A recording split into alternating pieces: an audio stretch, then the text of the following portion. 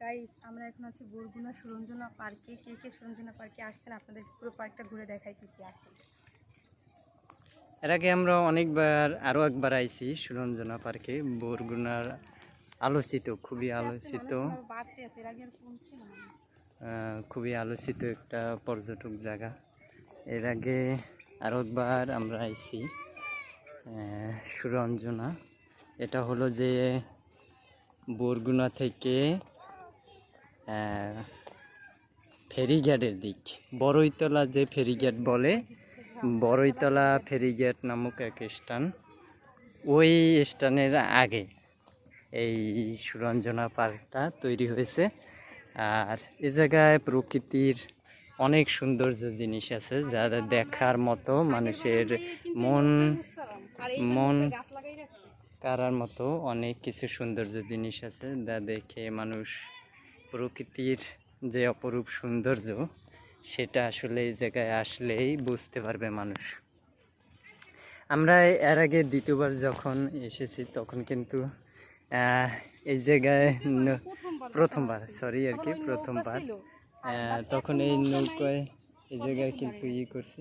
আর এই জায়গায় সবচেয়ে সুন্দর জিনিসটা হলো যে পদ্ম ফুল আছে, অনেক পদ্ম ফুল আছে জায়গাটায়, অনেক ধরনের পদ্ম ফুল। যখন প্রথম হইছে ওই সময় ওইদিকে যাওয়ার অনেক জায়গা ছিল, দেখতে পাচ্ছেন এখন ওগুলো পরিত্যক্ত, ওইদিকে আর যাওয়া যায় না। ওদিক বন্ধ করে দিয়েছে ফরেস্টাররা, বন্ধ করে দিয়েছে, বাট ভিতরেও যাওয়া যাইতো।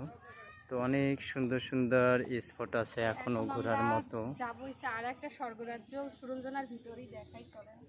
হ্যাঁ চলো।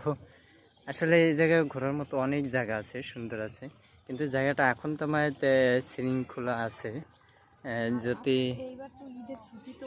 অনেক মানুষজন আইছে ছিল না। আমরা হাঁটতে হাঁটতে অনেক দূরে এসে পড়ছি। আর এই জায়গায় সুন্দর একটা ঘাট দিয়েছে, ঘাটটা দেখে খুবই ভালো লাগলো, যাতে পানি স্পর্শ করতে পারে। এই যে মন কাড়ার মতো দৃশ্য দেখে যে কেউ মুগ্ধ হবে।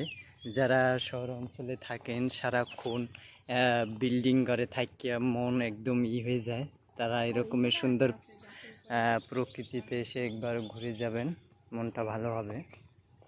এই জায়গায় দেখুন একটা ঝুলন্ত করছে, সতর্ক হিসাবে লিখছে টি হাউস, 4 জনের বেশি এখানে ওঠা যাবে না, 10 মিনিটের বেশি অবস্থান করা যাবে না, সতর্কবার্তা লিখছে।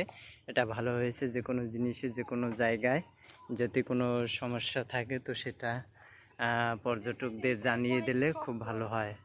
তো অবশ্যই আপনারা যদি বরগুনা জেলায় আসেন তো সেই ক্ষেত্রে বরগুনা জেলা থেকে বড়ইতলা নামক যে ফেরিঘাট আছে তার কিছু আগেই এই সুন্দর পর্যটক জায়গাটা তৈরি হয়েছে। তো আসলে আপনারা অবশ্যই এখান থেকে ঘুরে যাবেন।